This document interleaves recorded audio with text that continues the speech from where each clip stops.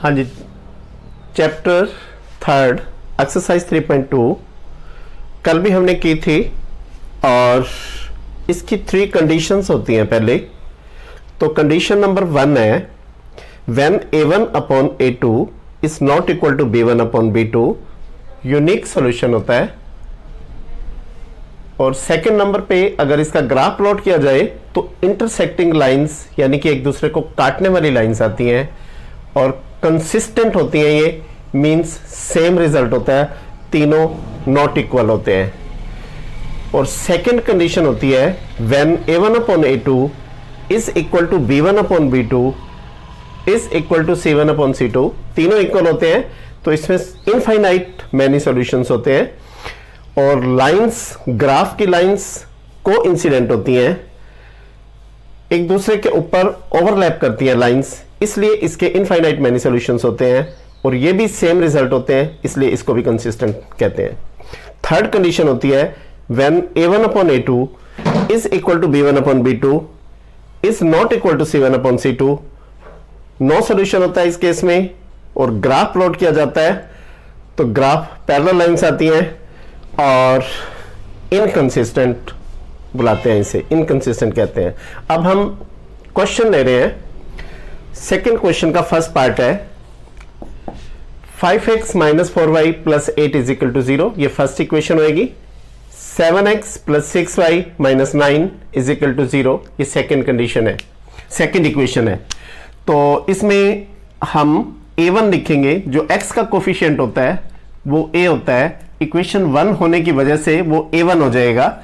a1 हमारे पास 5 है, b1 हमारे पास -4 और c1 8 है, c1 8। इसके बाद a2 7 है, b2 6 है, c2 -9 है, -9। तो a1 अपॉन a2 करेंगे हम, ये 5/7 आएगा। b1 अपॉन b2 ये -4/6 आएगा, इसको कट भी कर सकते हैं 2/3।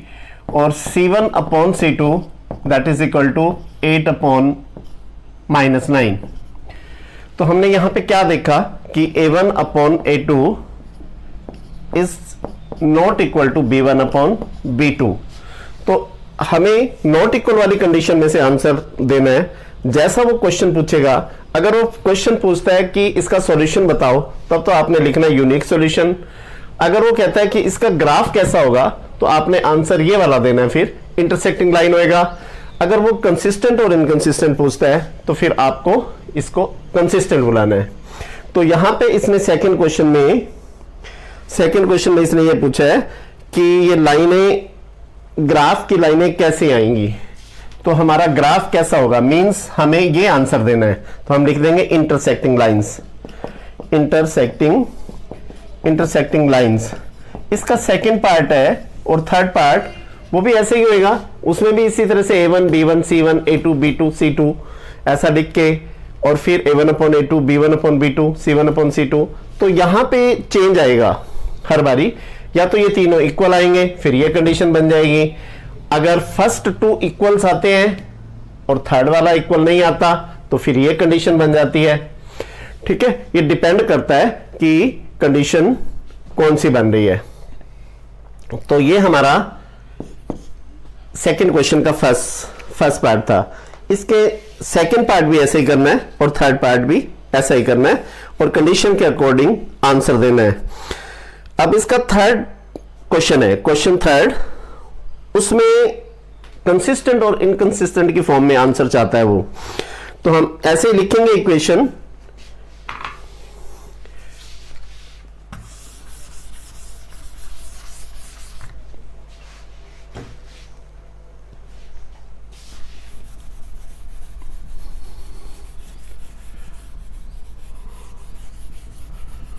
इसके बाद नेक्स्ट क्वेश्चन, थर्ड क्वेश्चन का पार्ट लेते हैं कोई। थर्ड क्वेश्चन का फर्स्ट पार्ट है 3x plus 2y is equal to 5। इस 5 को लेफ्ट साइड पे कॉल करेंगे, 3x plus 2y minus 5 is equal to 0, equation number 1। ऐसे ही सेकेंड इक्वेशन है 2x minus 3y minus 7 is equal to 0, equation second. इसमें भी a1 अपॉन a2 करेंगे, a1 अपॉन a2, तो ये हमारा 3/2 आ जाएगा। ऐसे ही b1 upon b2, b1 upon b2, ये हमारा 2/-3 आ जाएगा। c1 अपॉन c2, ये हमारा -5/-7 आ जाएगा। तो फिर हम यहां पे देख रहे हैं कि a1 upon a2 is not equal to b1 upon b2। अब की बार वो कंसिस्टेंट इनकंसिस्टेंट में आंसर चाहता है। कंडीशन तो ये फर्स्ट वाली ही होएगी, क्योंकि a1 upon a2 is not equal to b1 upon b2, और इसमें हम बोलेंगे कि ये कंसिस्टेंट है, क्योंकि इसमें तीनों रिजल्ट्स इक्वल नहीं है, ये कंसिस्टेंट। तो ऐसा आंसर हमने इसका देना था। ऐसे ही नेक्स्ट पार्ट होगा, तो इट मे बी कि ये फर्स्ट वाले 2 इक्वल आ जाए, थर्ड वाला इक्वल ना आए, तो फिर हमारा इनकंसिस्टेंट हो जाएगा, और हमारे तीनों इक्वल आ गए तो फिर हमारा कंसिस्टेंट होगा। ऐसे हमने कंसिस्टेंट और इनकंसिस्टेंट में आंसर्स देने हैं। इसके बाद इसके थर्ड क्वेश्चन के, ये थर्ड क्वेश्चन था, थर्ड क्वेश्चन का फर्स्ट पार्ट था, इसका सेकेंड और थर्ड पार्ट भी सेम वे से आप कर सकते हैं। बस कंडीशंस मेन है, कंडीशन के अकॉर्डिंग आपको बताना है, आंसर देना है। तो इसमें अगर कंसिस्टेंट पूछता है तो आपने कंसिस्टेंट वाला आंसर दे देना है, सॉल्यूशन पूछता है तो आपको सॉल्यूशन बताना है। अब फोर्थ क्वेश्चन है। फोर्थ क्वेश्चन में बहुत सारे इक्वेशंस दिए हैं ऐसे, और उन इक्वेशंस के बारे में ये कह रहा है कि बताओ ये कंसिस्टेंट है या इनकंसिस्टेंट है। तो फिर इसी तरह से बताना है हमने, लेकिन इसने एक कंडीशन आगे और लगा दी कि अगर वो कंसिस्टेंट होगा तो उसे ग्राफिकली आपको सॉल्व भी करना होगा। तो हम फर्स्ट पार्ट लेते हैं, फोर्थ क्वेश्चन का फर्स्ट पार्ट लेंगे।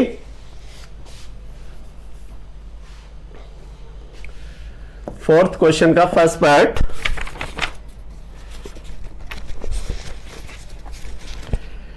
यह है x plus y minus 5 is equal to 0, equation number first. Second है 2x plus 2y minus 10 is equal to 0, equation number second.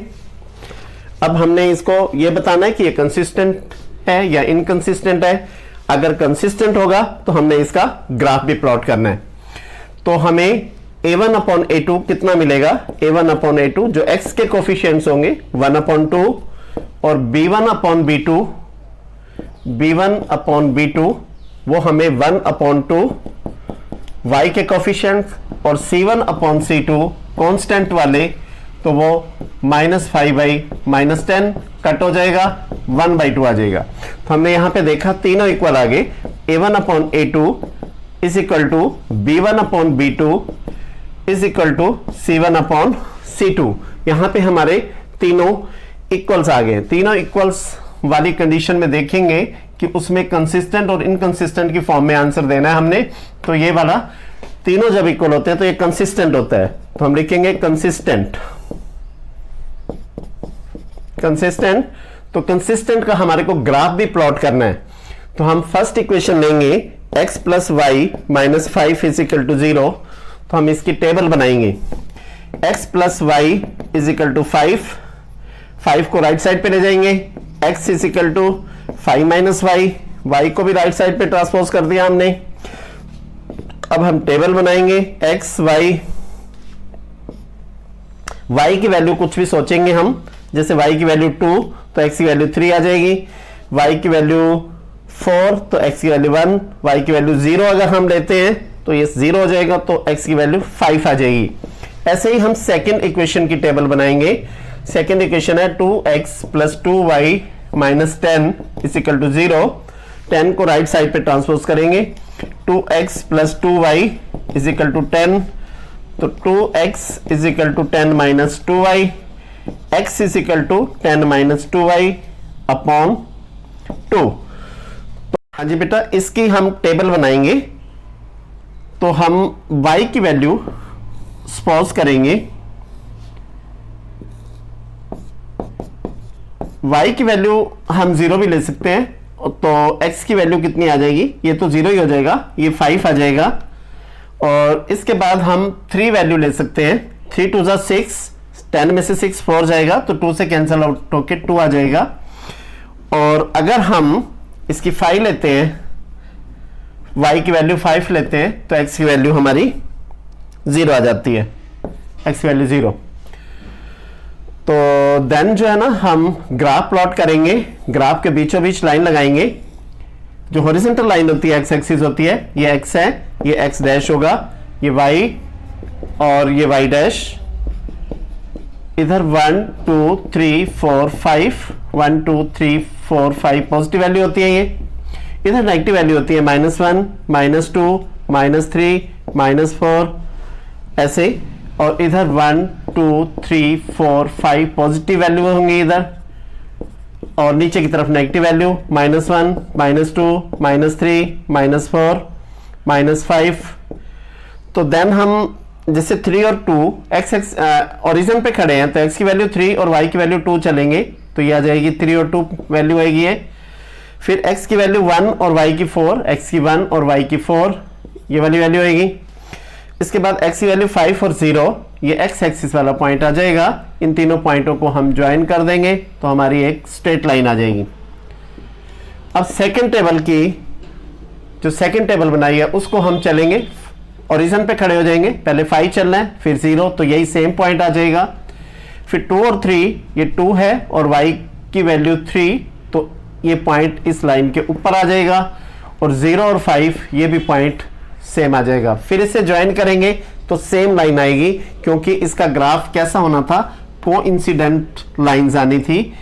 और कोइंसिडेंट लाइंस का मीनिंग होता है कि एक लाइन का ग्राफ दूसरी लाइन का ग्राफ भी उसके ऊपर आ जाएगा। तो ऐसा करके ग्राफ होता है। तो इसमें, इस क्वेश्चन में 4 पार्ट्स हैं, तो कुछ पार्ट ऐसे आएंगे कि जिनका इनकंसिस्टेंट आएगा, तो उसमें हमें ग्राफ प्लॉट नहीं करना, और जिसका कंसिस्टेंट आएगा हमें सिर्फ उसी का ग्राफ प्लॉट करना है। ठीक है, तो यस, आगे नेक्स्ट क्वेश्चन लेते हैं हम। नेक्स्ट क्वेश्चन हमारा 5th क्वेश्चन है। 5th क्वेश्चन, इसमें perimeter of A rectangular, half of the perimeter of A rectangular garden whose length is 4 meter more than its width is 36 meter. Find the dimensions of the garden. तो garden की dimensions, rectangular garden की dimensions नहीं दी हुई हमारे को, तो हम लिखेंगे let length of rectangular garden, या let length is equal to x meter, let breadth is equal to y meter। और एज पर क्वेश्चन में हमें हाफ ऑफ द पेरीमीटर दिया है, half of perimeter is equal to 36 given है। तो half तो रहेगा आगे, और पेरीमीटर का फॉर्मूला लगाएंगे 2 into length plus breadth x plus y, that is equal to 36। ये 2 से 2 कैंसिल आउट हो जाएगा, x plus y is equal to 36, equation number first हो जाएगी। सेकेंड कंडीशन है, कहते हैं कि length is 4 metre more than its width, means x is equal to, length ज्यादा है, लेंथ बड़ी है, तो ब्रेड्थ में हम 4 ऐड कर देंगे। ये सेकेंड कंडीशन है, सेकेंड इक्वेशन है। ये सेकेंड इक्वेशन, इस x की वैल्यू जो सेकेंड इक्वेशन है से है, वो फर्स्ट इक्वेशन पुट कर देंगे। Putting the value of x, putting the value of x in equation first, तो x plus y is equal to 36। तो x की value y plus 4 plus y is equal to 36, तो 2y is equal to 36, और y की value 36 minus 4 हो जाएगा right side जाके, 32 बच जाएगा, 2y इज इक्वल टू 32, और then finally y is equal to 32 divided by 2, 16 आ जाएगा। तो putting the value of y, putting the value of y in equation first, तो x plus y is equal to 36, y की value 16 put कर देंगे, x plus y की value 16 that is equal to 36, 16 right side जाके minus हो जाएगा, x is equal to 36 minus 16 20 आ जाएगा। तो देयरफॉर लेंथ कितनी आ गई हमारी, लेंथ 20 मीटर और ब्रेड्थ हमारी 16 मीटर, ये हमारा आंसर आ जाएगा। That's all.